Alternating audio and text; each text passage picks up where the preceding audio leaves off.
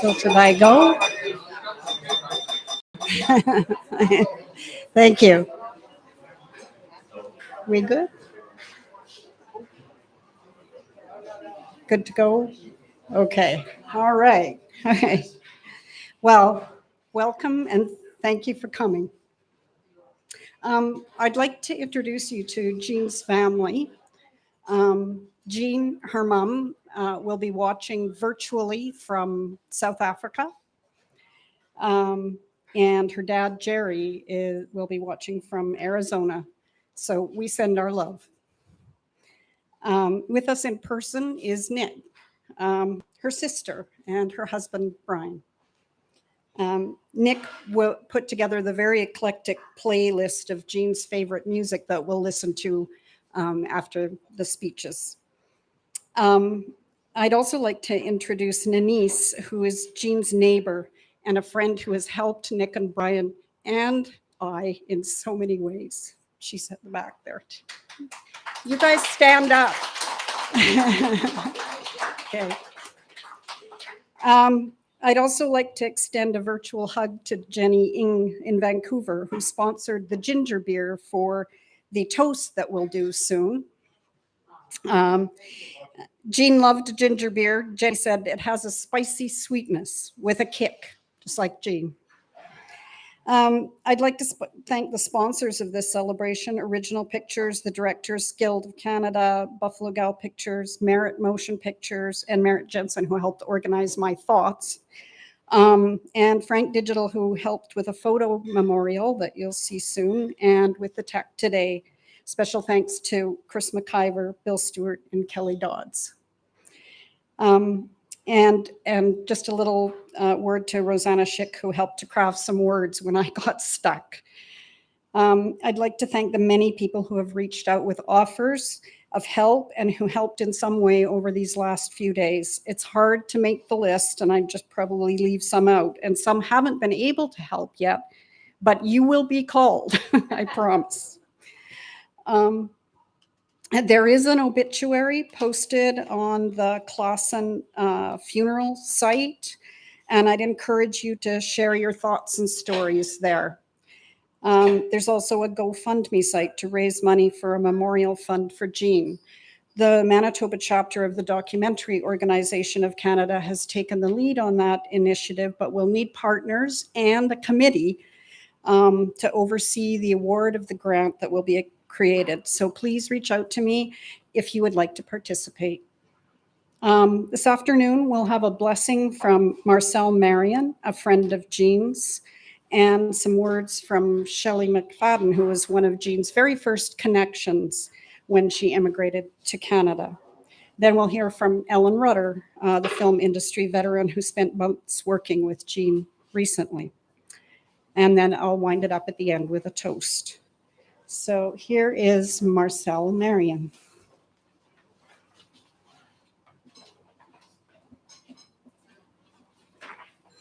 kind of like a table here.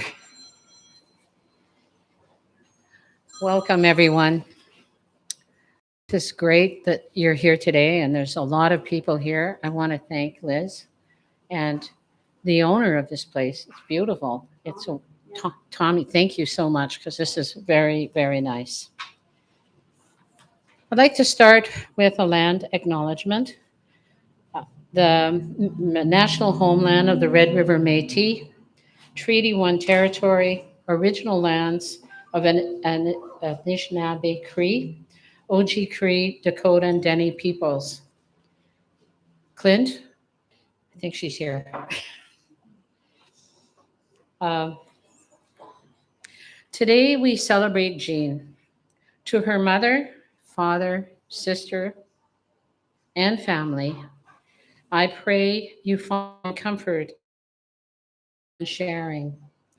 To her friends and coworkers who have different experiences of Jean, but one theme that would claim all of us is her generosity and her goodness. May you find, may you all find consolation in the German proverb, those who live in light never see each other for the last time. I met Jean at a picnic at a friend's birthday some 7 years ago on a bright sunny summer day at Assiniboine Park. I was visiting from Yellowknife. The irony is, I recently moved to Winnipeg and live on Assiniboine Avenue. Some symmetry there. Jean and I crossed paths many times. More recently was in Calgary. She was working on a project there, and I had a condo there. Being with Jean was never hard. It was appropriate for us to meet in her. It is appropriate for us to meet in her memory at a place where rest and nourishment is part of the memorial service for her. I can share that a few days before she left us, we said goodbye before her planned trip to Calgary to work on another project. Little did I know how things would evolve 3 days later. When Shelley, my friend, called with the news that was too hard to take all at once. I also want to share with you my dinner with Jean and friend Shelley at the Keg a few weeks before the accident. We had fun, good conversation, cocktails, and food. I felt like I was with a sister. Jean had a quiet presence with people, a wordless goodness and generosity through action. At one point, I said, "Du toi." First of all, I'm Métis from Manitoba here. I said, "Du toi. If you lived in the Métis and Cree community, your name would be Femme Di Sipe. Kikawak Ikishwa Way." Roughly translated means she did not reject this name, and I gave it signifying her acceptance. Jean's indigenous name, and like I say, Métis, I said, "Woman not caught with words will resonate to the creative ones in this room." I see Jean's gift as a blessing essential to internal creative persons. She had this gift and a rare openness, a good woman's simple kindness. She shared her visit to see her mom in South Africa, saying it had been way too short. It was hard for her not to be there for her mom's surgery. Turn. Not surprising to most, she gravitated to spiritual teachers such as Thich Nhat Hanh, Buddhist and poet. One of his teachings is appropriate today. Realize that silence comes from your heart and not from the absence of talk. On the attitude of Thomas Merton, a Christian visionary, make ready for the Christ whose smile, like lightning, sets free the song of everlasting glory that now sleeps in your paper flesh like dynamite. I imagine this describes her love for skydiving and paddling on lakes and rivers. Lastly, may we find comfort from the words of Rumi, a teacher that inspired Jean. Be grateful for whoever comes because each has been sent as a guide from beyond. In Calgary last year, Jean commented on the medicine wheel that hung on my wall in my home. Being a lover of nature and sky in particular, I think she would approve sharing the prayer of four directions and to earth and sky at her celebration of life. Great Spirit, who comes out of the east, come to us with the power of the east. We are thankful for the light and the rising sun. Let them be light. Let there be light on the path we walk. Let us remember always to be thankful that you give the gift of a new day. Spirit of creation, we turn to the south. We are thankful for sending us warm and soothing winds from the south to comfort us and caress us when we are tired and cold. Unfold us as your gentle breeze unfolds the leaves of the trees. Great living spirit, we face the west, the direction of sundown. Let us remember every day that the moment will come when our sun will go down. Never let us forget that we must fade into you. Give us beautiful color. Give us a great sky for setting, so that when it is time to meet you, we come with glory. Great Spirit of love, come to us with the power of the north. Make us courageous when the cold winds of life fall upon us. Give us endurance and strength for everything that is harsh, everything that hurts, everything that makes us squint. Let us move through life ready to take what comes from the north. Great Spirit of the sky, lift us up, you, that our hearts may worship you and come to you in glory. Hold in our memory that you and Creator, greater than we, eager for our good life. Give all of life. Give all of life. We pray to you from the earth. Help us to remember as we touch the earth that we are little and need your pity. Help us to be thankful for the gift of the earth and never to walk hurtfully on the world. Bless us with the eyes to love what comes from Mother Earth and teach us how to use well your gifts. God bless. Amen.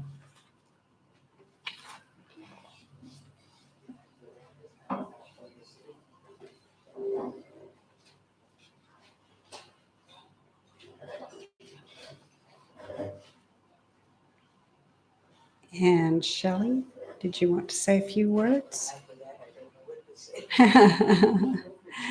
Did okay.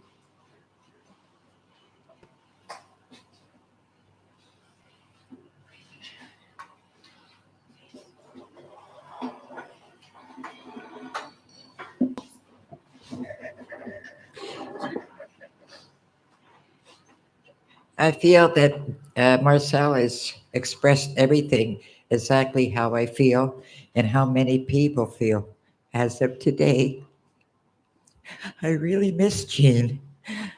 I've been going through some serious illness, and she would get in touch with me every day. And I told her it's okay, but she would come to my aid all the time. And then I fell. I went to emergency. 18 hours she sat there. And I said, Jean, you can leave. She would not leave me at all. This is just previous before what happened to her. All I could say is, I'm wearing her glasses she gave me last birthday. Jean bought these glasses. And also, she's thinking of Clinton's birthday today. And there's something for Clinton here that Jean wanted to do for Clinton's birthday today. My name is not Jean, it's Jeanette, but it's exactly the same.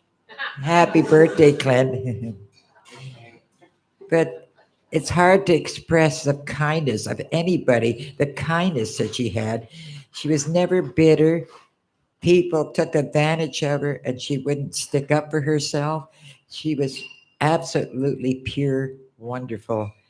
Jean, I miss you. We all miss you. And I love you.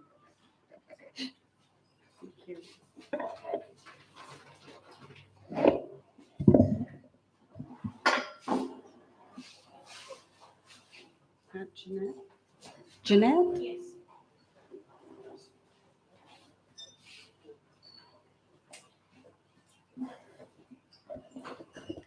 Hi, everyone. My name is Jeanette, and to let you know, Jean and I bonded over our names. We met at Assiniboine Park at Shelley's 75th birthday, and I was saying, we have the same origin in our names. Jean and Jeanette is exactly the same. And we also bonded over her pavlova, which was delicious.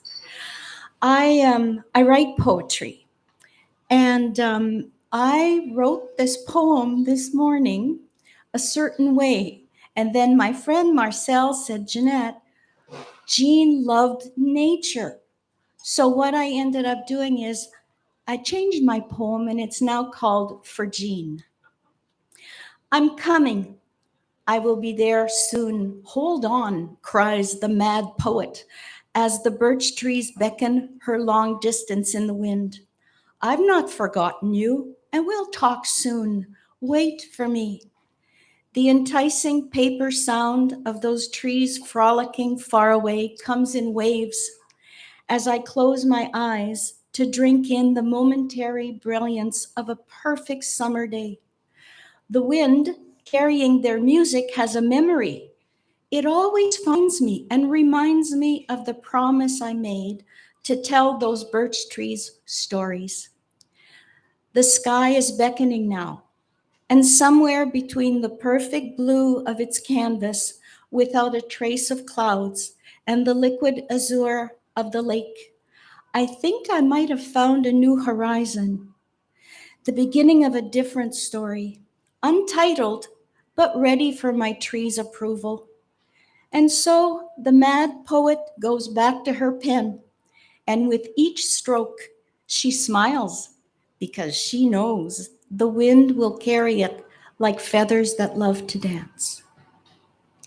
Thank you.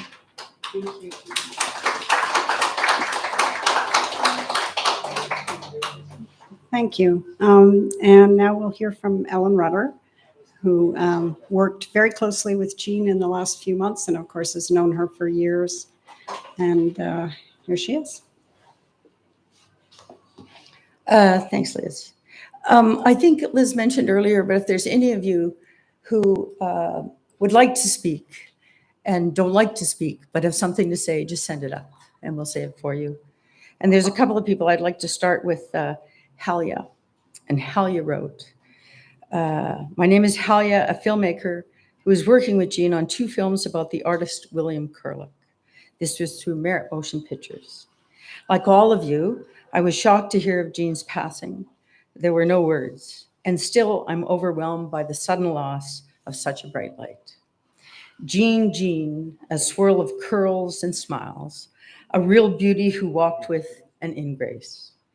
Jean was the producer of Prairie Boys Winter animation by Cordell Barker, currently in production. It was because of Jean's great skills and professionalism that we got the initial grant from the Shaw Rocket Fund, and then all the finances were realized afterwards. In April, Jean's last words about Cordell's animation was that it was charming and her eyes sparkled. Jean also did the heavy lifting for a theatrical feature on Kurlick. She painstakingly filled out all the grant applications, and we just got word that the POV application was approved. The film is a go, and it was largely due to Jean's passion, dedication, determination, professionalism, and fearless optimism. Thank you, Jean. You will always be a part of these films. In conclusion, I keep thinking of the song Jean from the prime of Miss Jean Brodie. Jean, roses are red, all the leaves have gone green, and the clouds are so low you can touch them, and so come out to the meadow, Bronnie Jean. Also, I promised Katerina I'd say something for her, and she said, I just miss her. She gave the best hugs, and I just wish that I could hug her again. So for my little bit here, I want to warn people from away that I've plagiarized you terribly. And forgive me, or don't. There you go. Jean was my friend, and like you, I was saddened and shocked to lose her so suddenly, so young, and far too soon. But that's what accidents are. They're sudden and shocking. And I think Jean would have said, damn, and then gone off on her next adventure. Because that's what Jean did.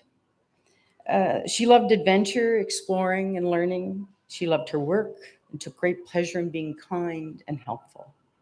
She did these things every day, no matter what, and always stayed true to herself. And that's what I love most about Jean. She just did Jean. Last year, she and I spent several months working in Calgary, and I assure you she made the most of it. She booked an adventure every weekend and loved every minute of it. She went whitewater rafting, canoeing, mountain hiking, and skydiving. And every Monday morning, she would pop into the office.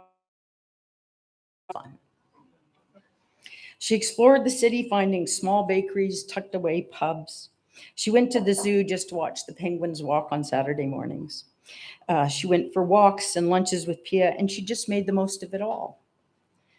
And she easily made new friends and admirers. She even rented a room from one of the crew members, and she and Roxy and SJ stayed up many a night drinking rum and laughing their heads off.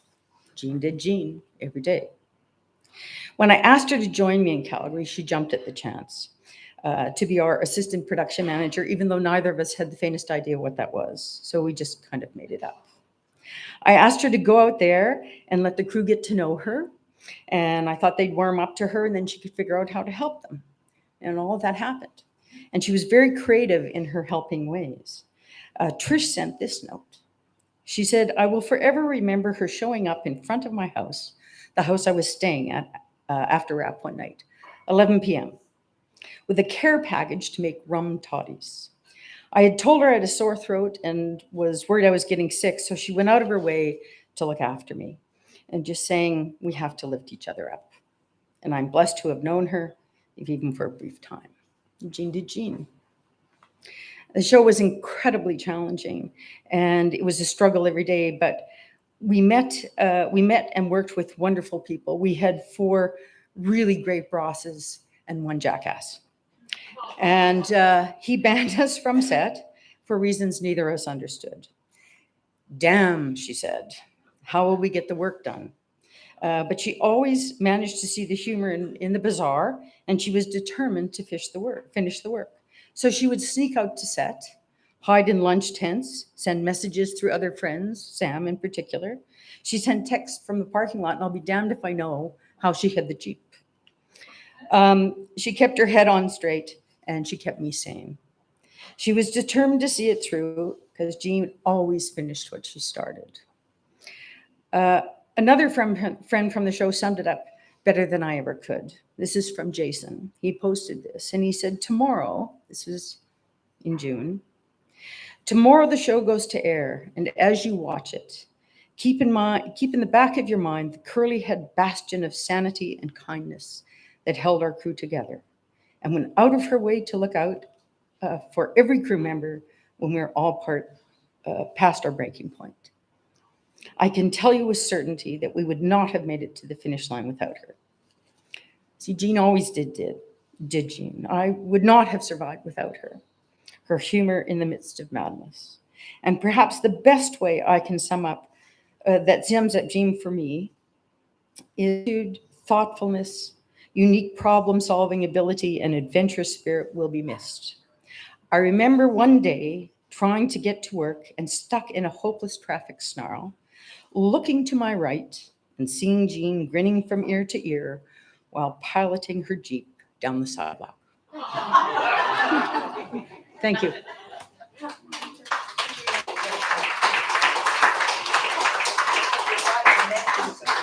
Hi. Alan Mills would like to say a few words, and then we'll look at the slideshow of images, and then we'll raise a toast to Jean.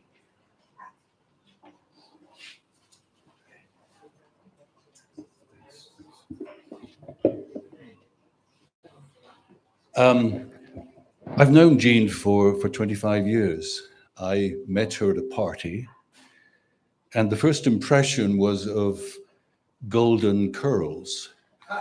That may be a male thing, but there was much more to Jean. Let me list a few things that I think ought to be entered into the record. Jean was endlessly intellectually curious. She read widely. She was an expert on film and photography and opera and music. Jean was politically engaged. When I first knew her, I think her political engagement was very libertarian. I think she'd read too much Ayn Rand back in South Africa. But I noticed over time that she became more interested in questions of protecting nature and sympathizing and aligning with indigenous people. When I first knew her, she was executive director of Earth Day. She, of course, drove many miles to attend the protests at Standing Rock over the building of the pipeline. She was at bottom, I think, a morally serious individual. Jean was spiritually engaged. People have commented on her interest in meditation. I think she was fundamentally interested in the deep meaning of things. Did we know that she believed in ghosts? She tried to convince me endlessly about ghosts' existence. And if there is a ghost of Jean, I hope she's with us right now. Jean, I think, was a bit of a rebel, trying to start a fire with rather damp twigs. So she pulled out a can of gasoline and poured it on the fire. I've been in her Jeep, who hasn't? And I remember her showing the marvelous mechanical ability of the Jeep by driving over obstacles and curbsides and sidewalks. Jean was incredibly brave. She was incredibly courageous. She camped alone in Lake of the Woods endlessly. For a woman, that takes incredible courage, it seems to me. And of course, she did many things alone. I think part of Jean's identity and personality was that she took risks. She took risks to live a life that she wanted. She was not always a cautious driver. And of course, there was the skydiving. And I think it was that for her, some things were not worth doing without the presence of some kind of edge. And I think that is, of course, the tragedy of her final end. I have, and I think we all have, lost a friend, for me, a lifelong friend, someone I deeply loved and respected. She was a vibrant, beautiful, intellectual presence, and I think we will miss her, all of us. Thank you.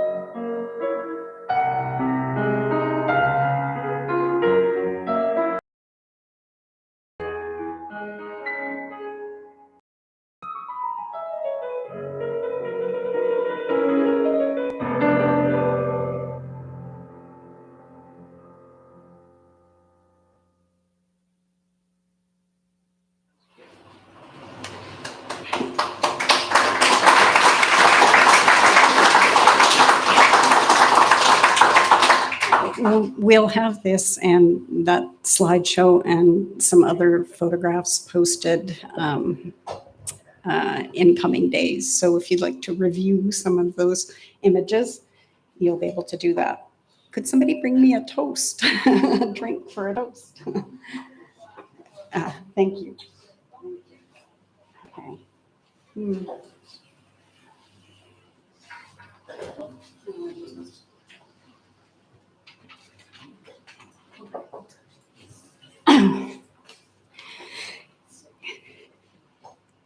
In the days after Jean, I came to know that I did not really know Jean.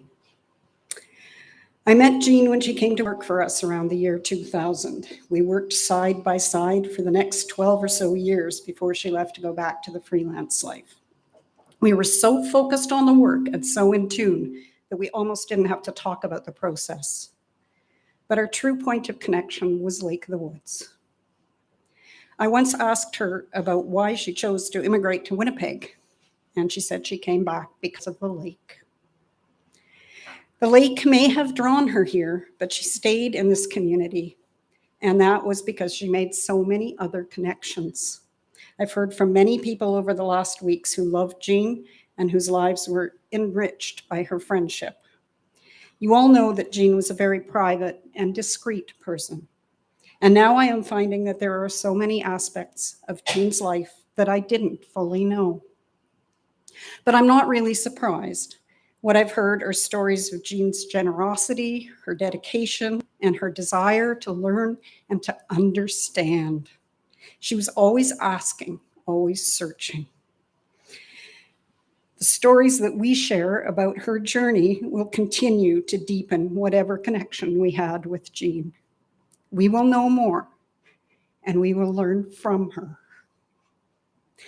We know that when Jean set out for adventure, whether it was boating, skydiving, snowboarding, riding horses in Mongolia, dashing down to see the total eclipse of the sun, or the tall ships, driving along the Italian coast, she often sought out that adrenaline rush that comes from dancing a little too close to the edge. But then she also found peace and calm with at least yearly sojourns at a silent meditation retreat, which brings me back to the lake. Taking a small wooden boat out on a lake that can be difficult to navigate with wind and reefs and unpredictable weather is certainly an adventure. But the reward is camping on a point where reading a good book or listening to the wind in the trees and the loons calling is pure peace. I spent my childhood with my family camping on that lake, so I understood that's what brought us together. And I will treasure that, Jean, as you will treasure yours. Another of Jean's lake friends recently reminded me of the name of Jean's boat. I can't name all of Jean's friends and family. There are too many, and too many I don't know. But I can tell you the name of her boat. It is Halcyon. Halcyon means a time of peace and contentment amidst turmoil. It's a mythical bird who tamed oceans when she wanted to nurture her young during the winter solstice, which is the time of year that Jean went on her retreats. I didn't know till I looked it up recently that it's the name of a genus of kingfishers that is found in South Africa. There are kingfishers on Lake of the Woods too. I remember discussing kingfishers with Jean once, how seeing this chattering jewel of a bird that flashes along the shoreline was such a wonderful thing. Let us raise a toast to Jean, to her adventures, and to her halcyon days. I know she would respond. I want you, all of you, in this time of grieving and in a world of turmoil, to find your own halcyon. To Jean.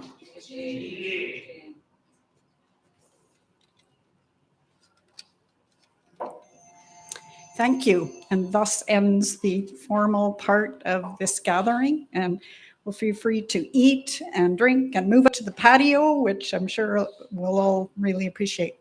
And thank you again for coming. Thank you, Liz.